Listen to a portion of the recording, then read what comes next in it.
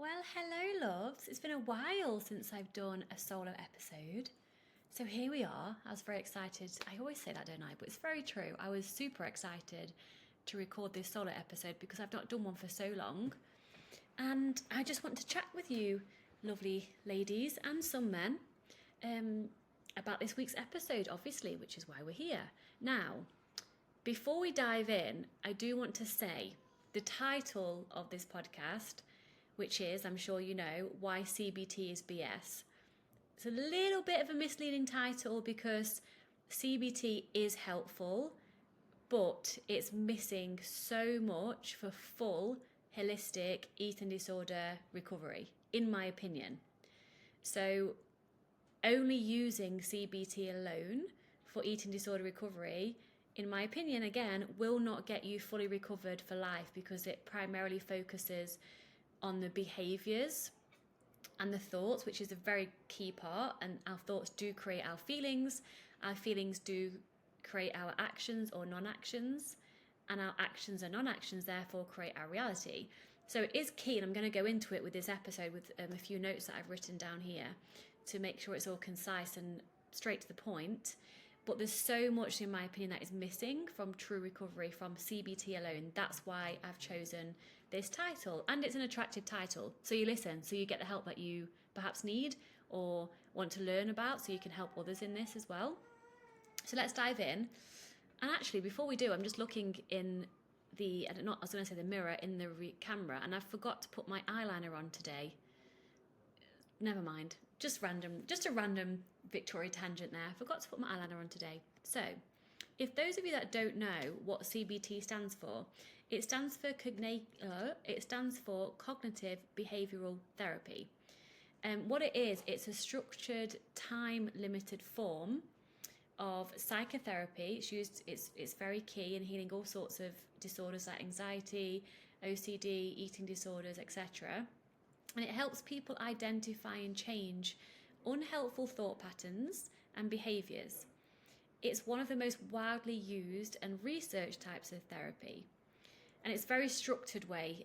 This is partially what I love and don't like about it. It's very structured, and we'll go through the steps on how it works. But like I say, there's stuff missing in my opinion. So step one, how it works, CBT, it helps you become aware of disordered or negative thoughts. For example, thoughts that sound like I'm a failure, nothing will ever get better, I'm too fat. It addresses these thoughts directly, and it also shows and highlights, mirrors back to you through awareness, how your thoughts actually affect your feelings and then actions, like I just previously stated. Because your behaviour equals your actions and your actions equal your behaviour. It also focuses CBT on changing your unwanted behaviours like avoidance, compulsions or withdrawal. And that may help, well, it will help if the actions are done consistently. It will help either reinforce the distress if you're avoiding or numbing or being compulsive or whatever. It will make whatever you're trying to not do worse through your actions. So of course the healing would be the non-action of the compulsion, or it would be the non-action of the avoidance, if you're still with me. The core idea here is that your thoughts and feelings are completely interconnected, because they are, and if you change one, you can change the other too. Because it can feel so often that when we experience a trigger, we feel something straight away and then we think something, but actually the thought always precedes the feeling, even if it doesn't feel like it. So let's say you're looking in the mirror, or you're getting dressed in the mirror, and then you automatically feel shame, which was a big one for me. You think the shame feeling is there first, but actually there would have been an automatic thought that preceded the feeling of shame, such as, ugh, that's disgusting, or I hate the way I look. And it's very, very automatic, because currently I'm speaking to the person who is resonating with this, who is in recovery or at the beginning of their recovery, or is just experiencing a lot of thoughts that are not serving them. Currently, where was I even going with that? If your thoughts are not serving you, I wasn't going to say that. I was going somewhere else and my brain's just forgot it. Never mind. It will come back. But in terms of, yes, the feelings first, it feels like there's, yes, here we go. It's very automatic when it happens. Because currently, the person listening to this, your brain is currently wired with an eating disorder, or it's currently wired with negative body image, because that's what you've trained it to do through conditioning, past experiences, people around you. So your brain's just doing what it's always done, perhaps being mean to yourself, perhaps saying you look disgusting if you don't look a certain way. It's something that you've trained your brain and nervous system to do automatically because of the way you've been brought up, because of the world we live in. So CBT alone involves identifying thought patterns, because we can't change what we're not aware of. So number one, with every kind of healing, is always awareness first. And then it's keeping thought records, like understanding like, oh, okay, this is how many times I speak this way to myself. That's so interesting. No wonder I've been feeling the way I've been feeling if I'm consistently like 50, 100 times a day thinking this negative thought. Then it's about practicing behavioural experiments, and I'm going to give examples in a moment. So the key here is to change the behaviour that you say you don't want. And it's also to learn different coping skills apart from the one that you're trying to move away from, for example, restriction. And it often includes homework between sessions to put this all into practice. So it can be very helpful for managing surface level symptoms and cognitive distortions. I was going to say dysfunctions and distortions all at the same time, so I made up a word, dysfunctions. I'm going to use that, kind of cool. But on its own, like I said, it doesn't go deep enough, in my opinion, for lasting embodied healing. So let's break this down. What CBT does offer in eating disorder recovery: identifying and challenging disordered thoughts around food, body, and control. Behavioural experiments, for example, meal challenges, mirror exposure, that's key. Skill building for anxiety, perfectionism, black and white thinking, again, that's key. And structuring consistent eating, which is key. So it's helpful for symptom management and short-term stabilisation. But if you know me by now, and if you don't know me, if you're new here, by the way, welcome. I'm all about the deep work, like the holistic healing, the let's go deep and let's go even deeper to get to the root of all of it, to heal and then fully recover without having to worry about relapsing again. What I feel, this is the juice now, what I feel that CBT is missing, and perhaps what you're craving by being here, is number one, a root cause exploration. This is key in my opinion. It doesn't mean you always have to know exactly where this came from, but we need to explore the root cause, right? We need to explore that. So why did I need the eating disorder in the first place? One of my favourite mentors, Gabor Mate, he says it's not why the addiction, it's why the pain. So in my work, it's not why the eating disorder, it's why the pain in the first place. Why did you even need to create a restriction around eating? Or why was food only there for you as support and to regulate your emotions? It's often attached to childhood trauma, almost always. Attachment wounds, absolutely. Identity loss, family dynamics. The deeper the emotional contracts tied to body control and thinness. So restriction, perfectionism, it's all a way to try to feel good enough, to feel safe, more importantly. The good enough is a surface level feeling that you're trying to attain, but underneath the feeling good enough, when we feel good enough, we feel accepted and loved, and therefore we feel safe. So there's always, like I said, deeper emotional contracts that are tied to body control and thinness. So without this, the eating disorder may shift forms. For example, if you're only working on CBT without looking at the absolute root cause, the eating disorder may shift forms from healing the eating disorder, but it might go into obsession with work or obsession with wellness or controlling other aspects of your life. That's why it's key to go to the root. The second thing I think CBT is missing in eating disorder recovery is inner child healing. What part of me is still frozen in survival mode? This is key. Everything's key. I know I keep saying that, but all of these are key for long-term, lifelong healing. The younger self who felt unloved, unseen, who felt too much or not enough, healing emotional neglect, shame, or emotional parentification, that's a key. Okay, I need to literally let go of that word key. Victoria, erase it from your brain, use a different word, get a thesaurus. I wanted to say it again. In eating disorder recovery, I have noticed over and over again, it's so common that people are emotionally responsible or feel that they're emotionally responsible for their parents' feelings. And it takes a lot of responsibility, a lot of pressure on the child. So if you were your mum's best friend, if your mother told you secrets that she asked you to keep when you were a child or a teenager, if you always did things together because you were besties. I'm not saying you can't be best friends with your mother. In my opinion, when you're both adults and independent adults, yes, but not when you're growing up, because often what will happen then is the child will feel responsible for their mother. I mean, it can also be the father, it's usually the mother. The child will feel responsible for the mother's emotions, and therefore the child will then suppress their own emotions in an attempt to not affect the happiness of their mother. That's very common. And inner child healing also includes creating reparenting practices and internal safety within yourself. This helps dissolve the shame-driven loops that CBT alone cannot access. And I say this is the root. I mean, everything is key, like I keep saying, but the root of it, where it happened, where it was developed, was in childhood.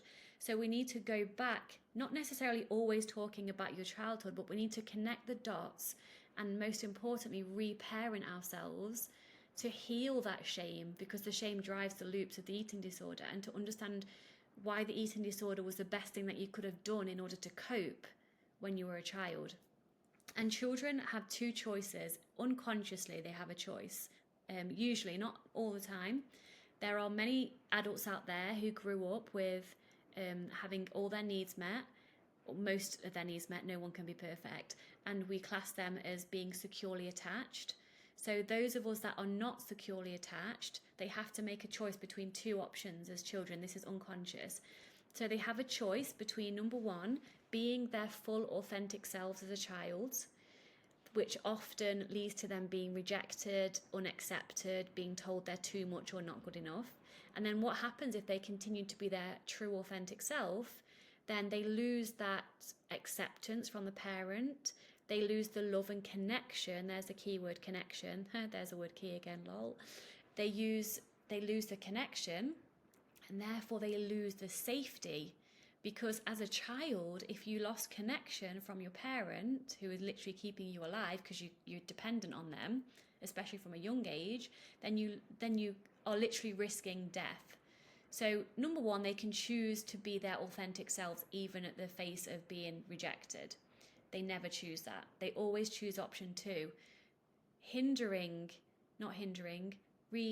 Suppressing, wearing a mask, pushing down parts of themselves, people pleasing, morphing into someone who they're not, in order to keep that connection to the caregiver, to the parent. So if you were told that you were too much, this is usually unconscious, make sure you're not too much in order to keep that connection.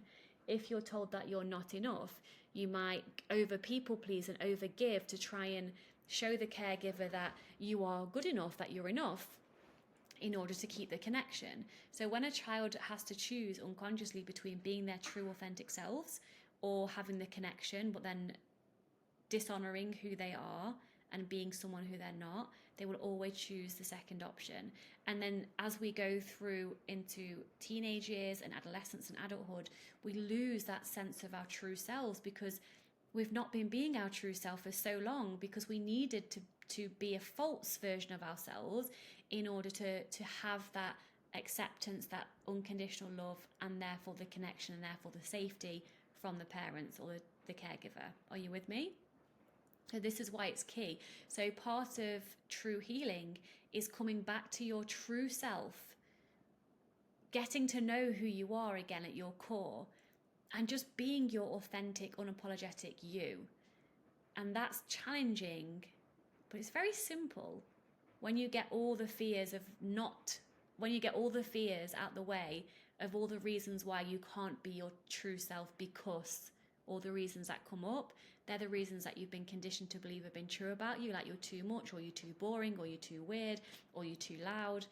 We need to heal all of where those have come from in order to move forward and to have true healing. So number 3 that I think CBT is missing: emotional capacity and releasing. can I actually feel and metabolize my feelings? So many clients, my past self included, come to me, they don't know how they're feeling, or they know how they're feeling and they're pushing the feelings down all the time because they're so afraid of allowing themselves to open themselves up to feeling the emotions that are wanting to come up. They're so afraid of feeling emotions. The main reason for this is because as a child, their parents didn't know how to feel their own emotions and regulate their own emotions. So therefore, how can their parents have shown them how to feel and regulate their own emotions when the parents couldn't do their own, the child's emotions, sorry, when the parents didn't know how to do their own? And no fault to the parents. Their parents' parents also wouldn't have known how to do it because they wouldn't have learnt it. And we don't teach this at school, as far as I'm aware, which we definitely should do. So it's a case of like, the emotions that we're suppressing now, in the moment now, which is where the restriction usually comes in. So it's not ironic that, let's say we had a codependent relationship with our mother. Let's say we felt responsible for our mother's feelings. We would repress parts of ourselves. We would repress, let's say we felt upset and wanted to cry. But if your mother said to you, oh, don't cry, don't be sad. You make me sad when you're sad, like my mum did without knowing what she was doing. You suppress the tears, you suppress the sadness, but it doesn't go away. Every emotion is energy in motion. Emotion. Every emotion is energy in motion. When we allow the emotion to come through us, when we allow ourselves to feel it, so in my opinion, feeling is a doing word. You have the emotion, which is not a noun, but let's say it for simple terms. The emotion is a thing, is energy. If you allow yourself to feel it, you're feeling the emotion. The emotion is moving through you. Ideally, you express it as well as feeling it, and then it just goes by itself. It leaves you, it passes through you. Every time you felt an emotion that you've not allowed yourself to feel and welcome and make space to feel properly, and then processed it by, what word am I looking for? I've literally just said it, expressing it and letting it go. That is still stored within you. The emotion of sadness that you felt from 6 months old a million times up until you're now 35, as an example, unless you've felt, expressed, and let go of those million times feelings of sadness, they are still within you. And that's why it can feel so incredibly scary and overwhelming in eating disorder recovery when you start to open yourself up to feeling your emotions. It's like a dam that's like building up, then all of a sudden is going to explode. Now, it doesn't always work this way. Some people do have this dam explosion feeling, which needs to happen. I believe whatever comes up means you're ready to handle it, you're ready to heal it. So however the emotions start to come up and unfold for you along your journey is exactly perfect and right for you. So we cannot heal anything without feeling it first. And so we start to I work with clients around how to actually feel the emotions, not only the emotions that are happening in day-to-day life when they come up, but the emotions that have been repressed and suppressed within you for decades. That's really, really key, really, really crucial work to do. But it's how to do that when you don't even know how to feel your emotions. That's a really big part of what I do, because CBT often intellectualizes emotions, name the feeling, but then you're still in your head. You can't just name a feeling without feeling it in the body. Well, you can, but this is the part that's missing. Emotions are felt in the physical body. That's why when we were overwhelmed emotionally when we were younger and we had nobody to sit with us with these big emotions and say, sweetheart, it's okay to feel sad. Like, where does it feel in your body? Allow it to come up. What does it mean? I'm here for you while I'm holding you through this emotion of sadness, for example. If we don't know how to feel the emotion, then our head is like, hey, come and hang up in here with us, because in the head it feels a bit safer, because you feel emotions in the physical body if you allow them to be there properly, which is the only way to allow them to pass and let go of. So that we live in our head so much, and CBT solidifies living in your head, because it's naming the emotion, which is great, but you can't feel and process them unless you drop into the physical body, become embodied. In order to do that, you need to feel safe in your body, and then you can feel the emotion. So as you can see, there's a lot that's missing there. And eating disorder behaviors are often emotional regulators, like I was saying. There's a reason why you have an eating disorder.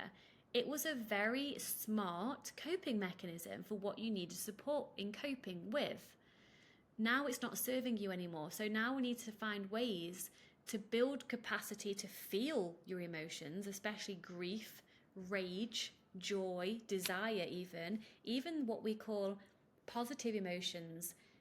We can't handle those. We don't know how to feel the energy in our bodies, and we feel like we don't deserve them, and we're afraid of our happiness and joy. That's such a interesting part that comes up when I work with people. And so without building capacity to hold, to feel, to express and let go of those emotions, recovery can stay stuck, because you can't recover just in your head. You need emotional expansion, not just thought correction.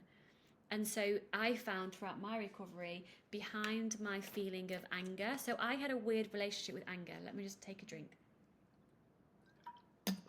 I had a weird relationship with anger, meaning I was like, I don't feel angry, and I felt so much rage within me.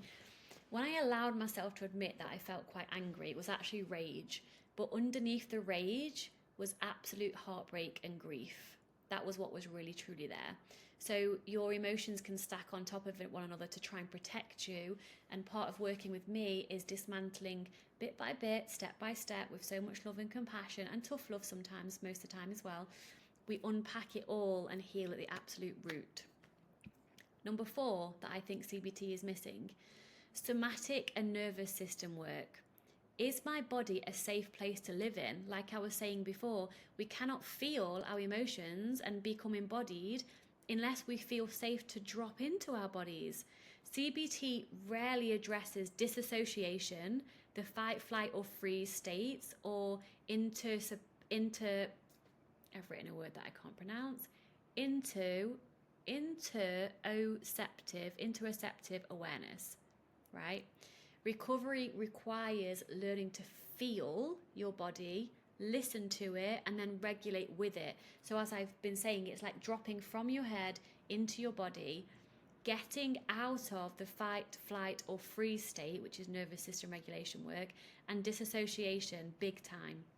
Because also with disassociation, as a child, if you were experiencing a challenging situation, let's say as a baby you were crying and you were hungry, and your parent didn't know it was hunger you had, and they just didn't know how to meet your physical need of hunger. If that was a regular occurrence and you were regularly hungry and crying, and then it wasn't met, because it's so painful as a baby to feel that your caregiver, the one keeping you alive, is not attending to your needs, the baby unconsciously will disassociate to avoid the pain of not having their needs met. And this also happens throughout our childhood, our adolescence as well, especially in our childhood. Well, all of it really. We're not an adult until we're 25 fully.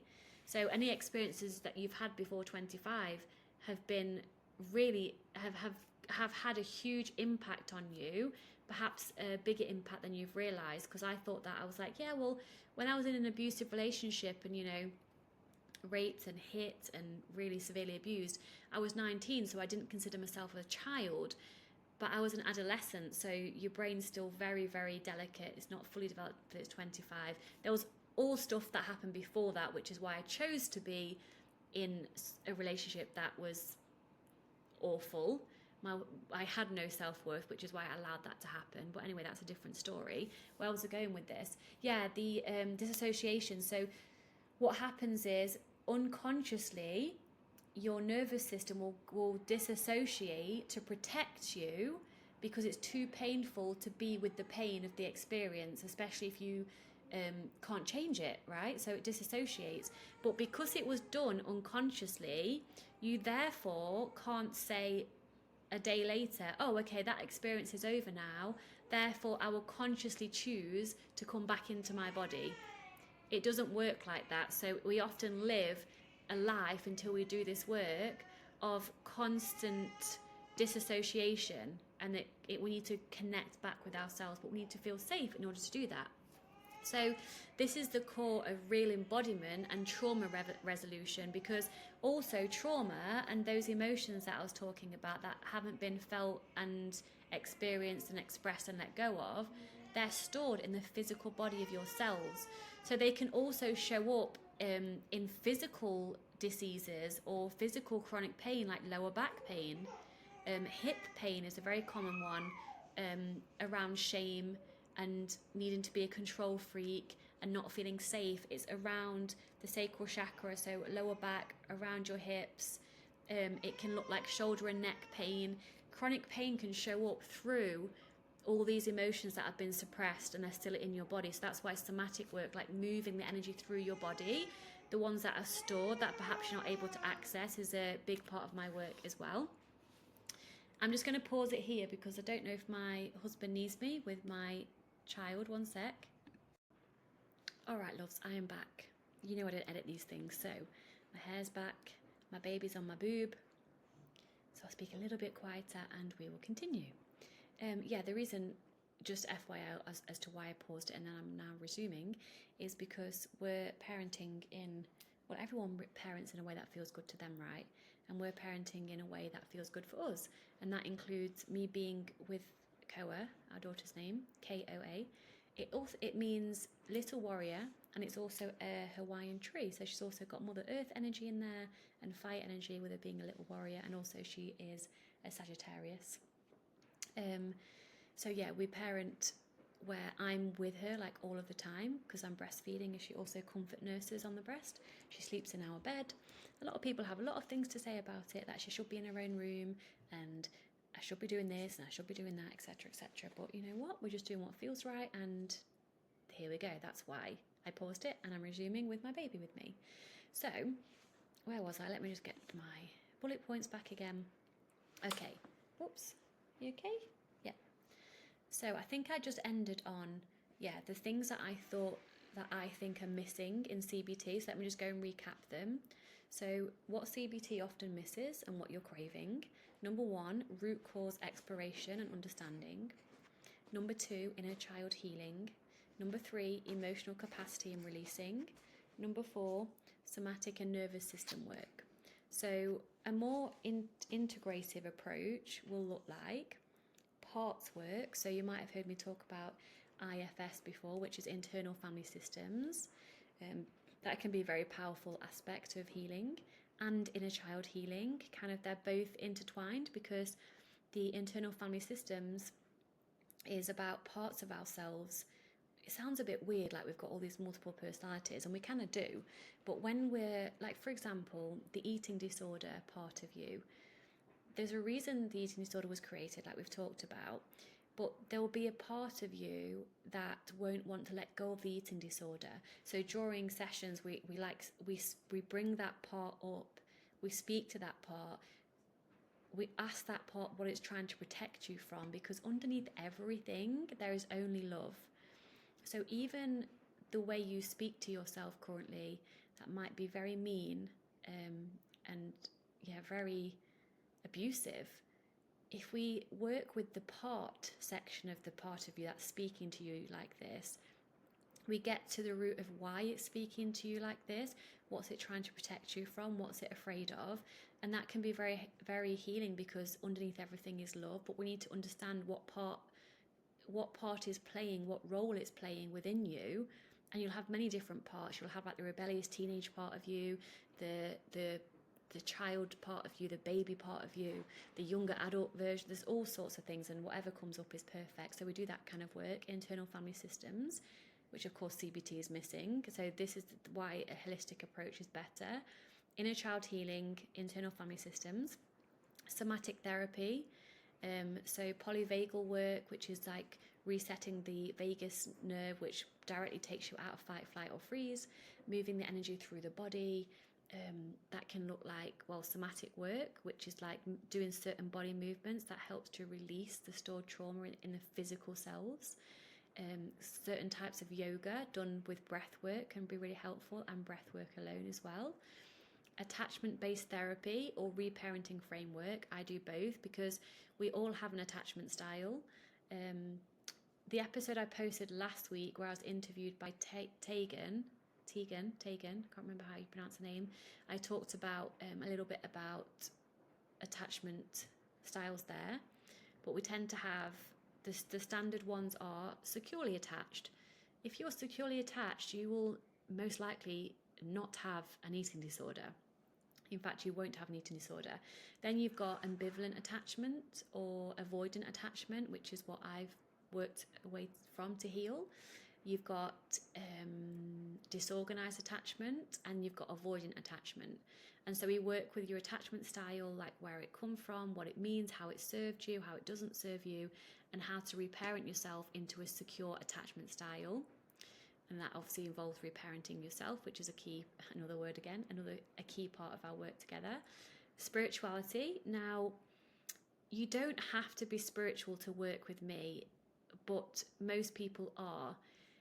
There's one or two of these options, and it's really interesting to me. So someone who comes to me, they're either deeply spiritual like myself, or definitely interested in it and want to know more about it, or they're very scientific, evidence-based, with nothing to do with spirituality at all, but for some reason they can't place as to why. They're just attracted to me and drawn for me to work with them. And I always say they're drawn to me for me to work with them because they're missing unconsciously this spiritual soul retrieval for identity reconnection. They're craving that without even realizing it, because they can't make sense as to why they're drawn to me when I'm more holistic other than just science-based. I'm all about all the holistic woo-woo stuff. It's because they need it. When you're ready, the teacher will appear. So for me, soul retrieval, and which helps with identity reconnection, is again a key part of our work together, a cornerstone of our work together. But you don't have to be spiritual for me to do that work with you. Depending on how spiritual you define yourself as, it depends on what language I kind of use when we bring this into our work together. And then expressive modalities, so journaling is a big thing that we do. Movement, creative rituals, dancing, allowing yourself to follow your joy, expressing the true you through creativity, whatever that looks like for you. So that's a more holistic approach. So if we look at an example of the thought, I'm too fat, through a CBT lens, and then we'll look at it through perhaps like a recovery roadmap of what it might look like without it being, obviously I'm going to share as much as I can in this podcast. I've not got a person to coach, so I'm going to give you the two differences. So we're going to go through a CBT example through the lens of CBT of I feel too fat, and then kind of my approach and how they look different. So step 1 in CBT, identify the thought. The automatic thought, I'm too fat. And it's often triggered by something like seeing a photo, looking in the mirror, feeling bloated, or comparing yourself to others. Step 2 is explore the feelings it brings. So emotions would usually be shame, anxiety, disgust, sadness, and physical sensations such as a tight chest, your urge to hide, body checking, food restriction, or compulsive exercise. Step 3 is identifying the behavior that then follows the feeling. So that precedes the feeling precedes the behavior. So the behavior might look like avoiding mirror, changing clothes multiple times, skipping meals, reassurance seeking. Do I look okay? Do I look fat in this? Do I look okay? Like constantly asking for validation and reassurance, and comparing bodies to others online or in person. Step 4 is to challenge the thought. So CBT would help you question the accuracy and helpfulness of the thought, which I'm all for. Again, just to reiterate, I'm all for CBT, but not as a standalone healing modality for eating disorder recovery. I'm all for it, but it needs to have all those other things that I included as well. So it would ask you, what does too fat even mean? Too fat for what? Too fat for who, according to who? Is this thought based on a feeling or an objective truth? It might feel very true, but it is indeed not true because your thoughts aren't facts. What would I say to a friend who said this about themselves? What belief am I attaching to the word fat? For example, unlovable, out of control, lazy. So you're identifying beliefs, which is also a cornerstone aspect of, I say cornerstone, how many cornerstones have I got in my work? Probably like 8. Yeah, probably about 8 or so. Step 5 is reframe or replace the thought. Can you see what's missing here? Because underneath step 4, there'll be loads more work before you replace and rename the thought. So step 5 in CBT, replace or reframe the thought. For example, my worth isn't defined by my body size. Fat is actually not a feeling, it's a judgment I'm using to avoid deeper emotions. Or I'm uncomfortable right now, but that doesn't mean my body is wrong. So there's some great examples. What I would say here is don't just stick a positivity plaster on it. Don't just do the opposite of what your harmful thought is, because that often creates cognitive dissonance because you don't believe it. So for example, if I was to say I'm too fat, and then I'd be like, my body's fine, and I didn't believe that my body was fine at all, it wouldn't help me. So this is often common in what people do with affirmations, and they don't work. So you need to create an affirmation that might start off as neutral to begin with, that you believe a 6 or more out of 10 in order for this to work and to support you in moving on from this. So instead of I'm too fat, it might just be a fact, like fat is not a feeling. I actually feel shame instead. It's a judgment I'm using to avoid deeper emotions. Well, that might not be very helpful. That might just be the fact. It might look like I'm uncomfortable right now, but that doesn't mean my body is wrong, even if it feels wrong. So it's being very gentle with yourself and how you reframe these thoughts. And step 6 is to practice a new behavior. Action is incredibly important, of course. So it will be sit with the discomfort instead of restricting, wear the outfit anyway, eat the meal anyway, practice self-compassion. Now, that's very crucial, the behavioural part. But then CBT stops there. But there's, like I've said, there's stuff that's missing there. The action is very, very crucial, because you can't heal from an eating disorder if you're acting like a person with an eating disorder. Action is probably number 1, but you've got to have all the other stuff, which I'm going to go into as an example of that I'm too fat thought, as well, to fully recover and get over this. But before I go into that, I just want to give you an example of what the deeper stuff might be. What, this podcast, I've not spoke proper English at all, but there we go, you know what I'm saying. I'm going to give you a few examples of a body-based thought that might come up, and then a possible hidden emotion beneath the thought, and then something that you might actually need instead of just the new action or the new behavior. So a body-based thought might be, I'm too fat. The possible hidden emotion for that would be shame, fear of rejection, lack of control. What you might actually need instead, reassurance, emotional safety, permission to soften and let go. I feel disgusting, possible hidden emotion, deep shame, possibly tied to trauma or dysregulation. What you need instead, gentle co-regulation, comfort, a grounding practice. I look huge in this. Fear of visibility, vulnerability and comparison. What you need, validation, boundaries, inner child healing. I can't eat this, it will make me gain weight. Anxiety, fear of losing control, grief about identity. Nervous system softening, support, permission to rest. Everyone is judging me. Social anxiety, fear of abandonment. You need belonging, connection, protection, inner affirmation. And Brene Brown so wonderfully says, what does she say? Wait a minute. Oh yeah. If we spend our entire lives trying to fit in, we will never truly belong.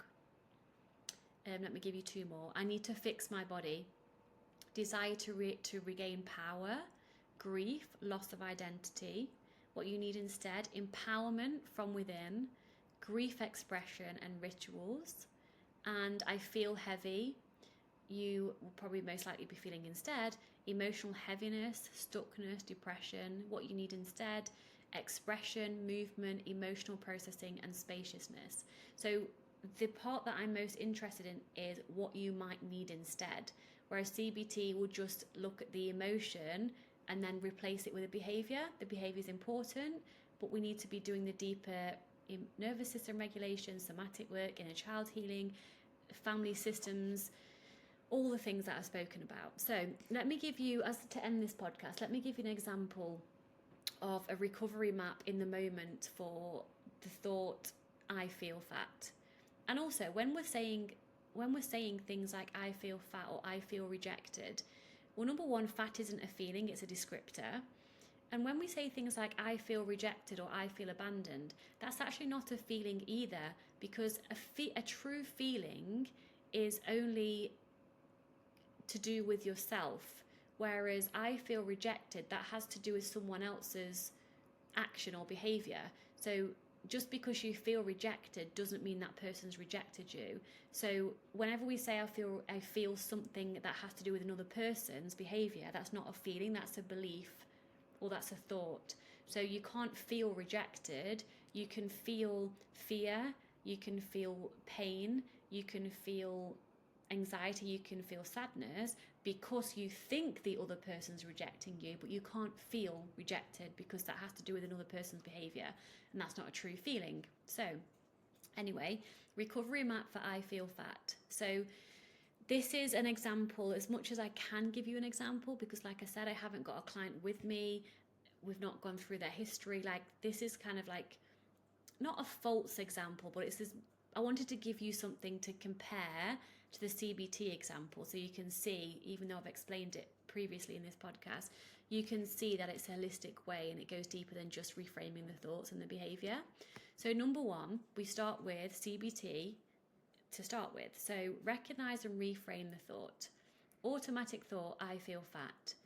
Ask, what does fat mean to me right now? Because as everything, it's what we make it mean. We can say, I've gained weight and it means I'm lazy, disgusting, unworthy. Or we could say, I've gained weight and I've gained freedom, I've gained spontaneity, I've gained connection. So it's whatever you make it mean. It's not the thing. So gaining weight, full stop, is a fact. What you make it mean creates the feeling you experience. So what does fat mean to you right now? What have you been taught or conditioned to make it mean, more so? And am I using this as a code for something else instead? So a reframe would be, fat isn't a feeling. Something inside me is hurt or overwhelmed. So you'd acknowledge the fact that you feel a certain way, that the feeling fat is trying to protect you from even noticing or being aware of. Then you'll have the behavioural intervention. So you would act opposite to the eating disorder urge. So for example, you'd wear the outfit, eat the meal, avoid body checking. Let me just check my camera because I don't even know if I'm still on camera. Yeah, I am. I'm just fidgeting around a bit. Okay, so you'd do the opposite of what the eating disorder wanted you to do. You would avoid mirror body checking. You would avoid using the scale. You would use exposure therapy. So you'd put on the scary outfit. You would go and do something joyful, even through the fear. That's the point. And this helps because it creates cognitive distance from the distortion and interrupts the behavioural spiral. So that's the first step in kind of my model. If I had to put everything down as a step-by-step process with what I do, which is what I can't, I've done my best to, that's the step one. Step two would be emotional translation. What's beneath this feeling? So if I weren't feeling fat, or if I weren't thinking, because we know fat isn't a feeling after step one, if I weren't thinking I feel fat, what feeling might be underneath that? So use a feelings wheel or a body-based check-in. So examples of translations. I feel sad or I feel afraid because I think my partner has rejected me. So therefore I have a fear of abandonment. I feel out of control with food, and again, feeling out of control. Is it a feeling? It doesn't really matter. It helps with what we're saying here. I feel out of control. I feel afraid because I think I'm out of control with food. And then therefore I truly feel grief or overwhelm. I feel sad and alone you're actually longing for connection. So you get to the core of what you're truly feeling, and you'll notice a pattern. So when I speak to someone for the first time, I ask a lot about their life and their triggers and things like that. Then I ask like what their core, we get with my help, we get to the core feeling. And I was coaching someone the other day, one of my husband's clients actually, and we went through a bit of his life story, and he kept coming to, and he didn't realize this, he had no awareness of this till I helped him with this. He kept coming to feeling alone, feeling alone, feeling alone. So his core wounding in life from childhood and through his experiences was being alone. So therefore now he is aware of, wow, his behavior now as an adult is in response to his core wound or core fear of feeling alone, feeling abandoned. We can then address it, heal that, and then look at the behaviours, which is what he's trying to compensate for, or without even knowing it, because he had this fear of abandonment, or the actual feeling of being abandoned because he didn't realise that. So a journal prompt in this case might be, what is my body carrying that my heart is not yet allowed to feel? That's a really deep question. So in case of I feel fat, do you really feel fat? No, you feel shame perhaps, you feel fear of feeling seen, fear of being rejected. So what you really need is true connection, safety, unconditional love and acceptance. So what is my body carrying that my heart is not yet allowed to feel? So allow yourself to go there. And this type of work helps, which is of course step number 2, the emotional translation. It shifts the focus from shame about the body to attunement with real emotions, what's really going on. Step 3 of my process, inner child response. So who in me is speaking right now? What part of me is speaking? Often the I feel fat voice is scared or shamed, and it's your scared or shamed little girl or little boy. It's your scared or shamed inner child trying to regain safety, trying to regain connection, trying to regain acceptance, trying to regain love. Everything we do as humans is either an act of love or a cry for love. What we do to ourselves and what we do to others. So close your eyes and imagine the part of you that is saying this, saying the I feel fat. And then now you've done the emotional understanding, the emotional translation on the second part. You understand the core. Like what age are you when you first felt abandoned or afraid of being accepted? So connect with that part of you. And what does she look like? How old is she?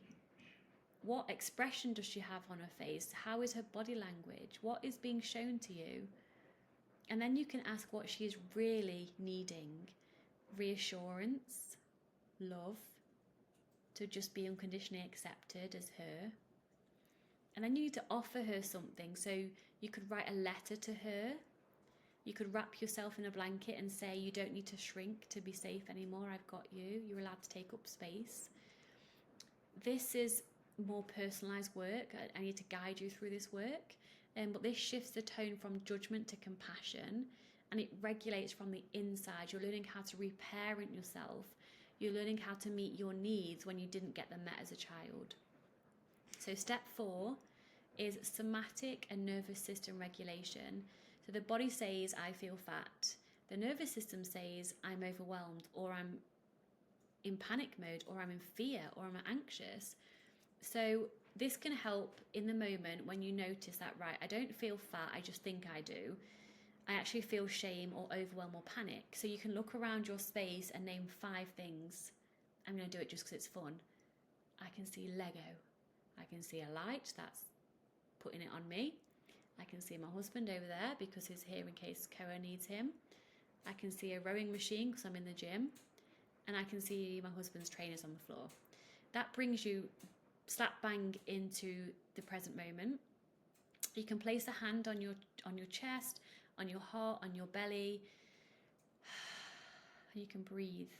You can just allow your out breath to be longer than your in breath. That's very, very helpful.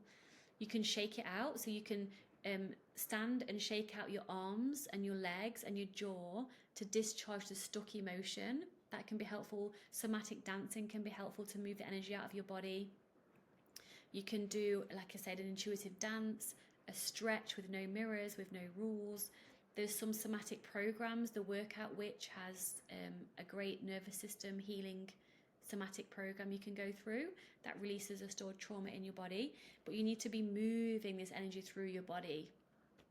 Oh, excuse me. So to help you feel safe in your body, you need to be allowing the emotions to come up, being with yourself as you move through them, and doing the somatic work. So you can also have a mantra to support you with this when you're moving, such as, I'm allowed to take up space, it's safe to soften now, I am not a problem to be solved. So when I used to suck my stomach in all the time, until I realised I was doing that and it was causing me lower back pain, I would say things like, it's safe to soften now, I can let go. And then I would purposely allow my stomach to be soft, but you have to be aware of it. So often, if you check in with your body now, as you're listening or watching this, do a body check, close your eyes, feel into your body. What part of your body is bracing? What part of your body is tense, perhaps? Allow yourself permission to relax, soften, allow, and notice the difference, and do that over and over again throughout your days. And that will bring your nervous system back into like, it's actually safe to soften. So this work helps because it brings safety into the body, and it doesn't need to speak through fatness. You get into the root, absolute root of what's going on. And the last step, if I had to create a last step, would be integration and ritual healing. So it would be anchoring the healing with a small act of reconnection throughout this experience. So it might be lighting a candle and saying, I am tending to my pain with care, not control anymore. Create a body trust altar with objects that make you feel real and rooted and safe. Going outside, feeling the ground under your feet and say, I exist, I belong, my body is not the enemy. Music can be very, very key with this. Listening to beautiful, kind of spiritual, grounding, loving, self-loving songs and feel the music and the energy being received by your body. And this helps because healing is not just about dismantling thoughts. It's about building new experiences of safety and selfhood. We can only change our beliefs truly when we have evidence that this new belief can therefore be believed. So we have to create evidence for ourselves, and we do this by facing the fear, all the work I've just mentioned, and repeating that. And over time, oh my gosh, you grow, you evolve, you heal so much, and you look back and you see how far you've come. And because about a year or so into coaching, I was doing only mindset work, really. So, and I realised that you can't mindset your way out of a trauma response. You just can't do it. You can try, you can get quite far with the mind if you have a strong mind and you're using CBT and you're, positive and changing your behaviour, but on a nervous system level, on a soul level, there's deeper work to be done. And that's what I'm all about. Wow, I've been recording for nearly an hour. That's so cool. Anyway, my loves, let me know what you think of this episode. Let me know if you have any suggestions for other episodes. I do have a big long list. However, the titles that really speak to me, I will record as soon as I can as a solo episode. And if you haven't already, I'm going to ask you to do a few things. If you want to help me out, if you enjoy listening to these podcasts, please rate it, review it, 5-star it, shout about it, share it, all the things, because it will help other people find me, even just by taking 30 seconds, like literally press 5 stars on your podcast app or a thumbs up on YouTube. It will help other people find it and they'll get the help they need. That's the first thing I would invite you and ask you to do for me, please. The second thing, this is for yourself, not for me. If you haven't already, join my free support group. I do more than go live. We have a free coaching session every month where I do hot seat coaching calls. And there's also a library full of all past hot seat coaching recordings that you can access whenever you want and watch the replays. And there's workshops and things in there completely for free.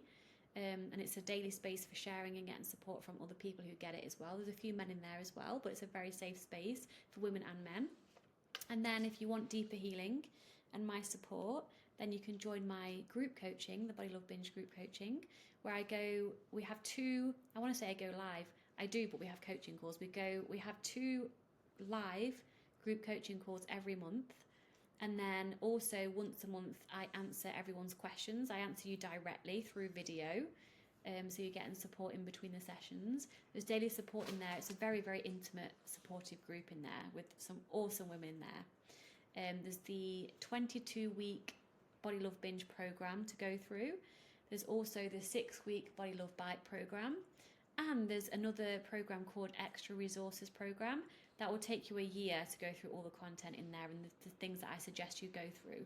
So it's a really beautiful, safe space for healing, a lot of tough love from me and compassion, of course.